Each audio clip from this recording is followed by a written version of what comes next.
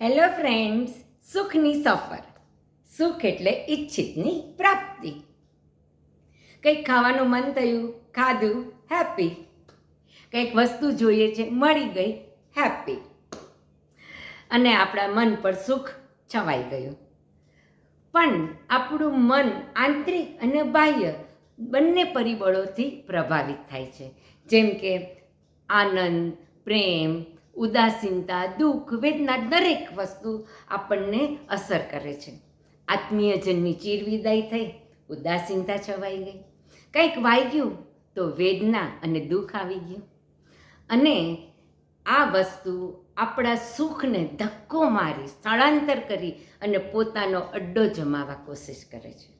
અને મિત્રો, ત્યારે જરૂર પડે છે આપણને આપણા મનને સ્થિર, સંયમિત અને મજબૂત રાખવાની.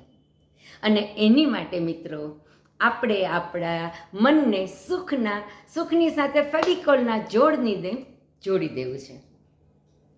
અને આપણા મનના મહેલને આપણે જે દુઃખ, વેદના આવે છે એને મહેમાન બનાવીને રાખવાના છે. અને મહેમાને તો થોડા સમયે વિદાય લેવાની જ છે. મિત્ર, દરેક સમયે પરિસ્થિતિ આપણને ગમે એવી નહીં હોય, પણ દરેક પરિસ્થિતિની એક બાજુ તો એવી હશે જ કે જે આપણને ગમતી હશે. મિત્રો, સુખ તો આપણે જાતે જ લેવાનું છે, દુઃખી તો આપણને કોઈ પણ કરી જશે. જેમ કે પરમ કૃપાળુ પરમાત્માના જીવનમાં પણ ઘણા બધા વિઘ્નો, સંકટો, મુશ્કેલીઓ આવી હશે.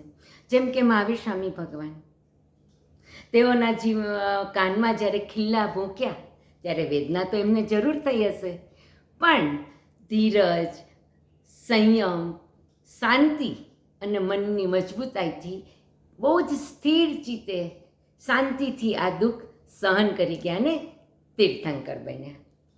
તો મિત્રો, આપણે આ સુખના આપણા મનના મહેલને સુરક્ષિત રાખીએ, સુખની દિવાલથી એને ચણી દઈએ અને દુઃખને મહેમાન બનાવીએ, એની આગતા સ્વાગતા કરીને આનંદભેર એને વિદાય આપીએ.